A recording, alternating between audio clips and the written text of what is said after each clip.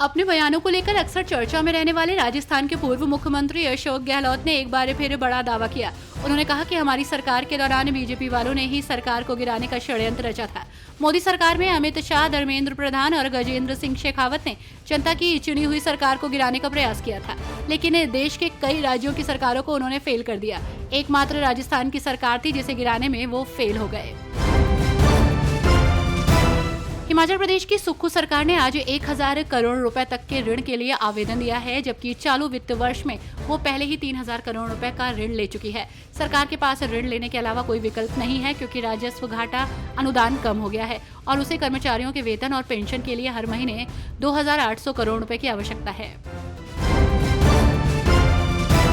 केंद्रीय गृह मंत्री अमित शाह ने कहा कि किसी भाषा का विरोध नहीं है, किसी विदेशी भाषा का विरोध नहीं होना चाहिए, लेकिन आग्रह अपनी भाषा के गौरव का होना चाहिए। आग्रह अपनी भाषा बोलने का होना चाहिए। आग्रह अपनी भाषा में सोचने का होना चाहिए।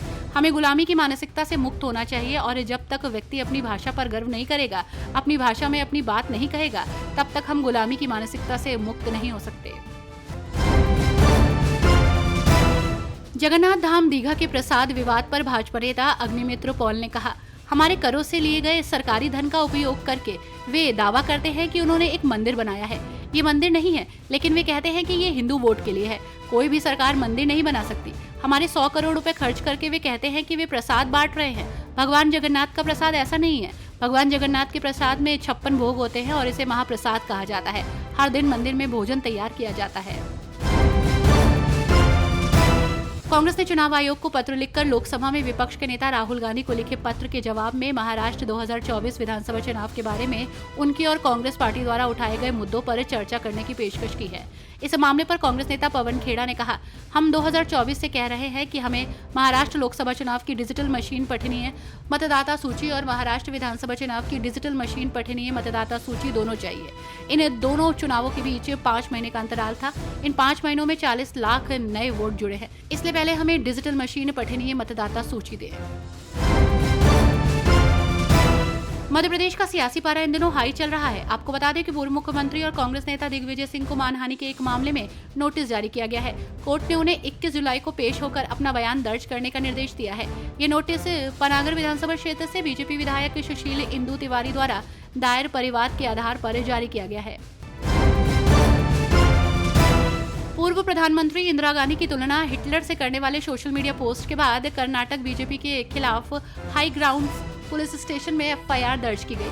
पूर्व प्रधानमंत्री इंदिरा गांधी की हिटलर से तुलना करना शिकायत का विषय है। गृह मंत्री डॉक्टर जी परमेश्वर ने मामले पर बोलते हुए कहा, कोई भी शिकायत लेना नियम है, सभी को अपना विरोध जताने का अधिकार है, लेकिन इंदिरा गांधी के बारे में उन्होंने जो कहा वो जांच का विषय है। इजराइल ईरान सीज फायर के बाद अयातुल्लाह खामेनेई ने कहा कि ईरान किसी भी हाल में अमेरिका या किसी के सामने आत्मसमर्पण नहीं करेगा। उन्होंने चेतावनी दी कि अगर भविष्य में ईरान पर हमला हुआ तो वे करारा जवाब देंगे। खामेनेई ने जोर देकर कहा कि अमेरिका का असली मकसद ईरान का आत्मसमर्पण है, लेकिन ईरान एक शक्तिशाली देश है और कभी झुकेगा नहीं।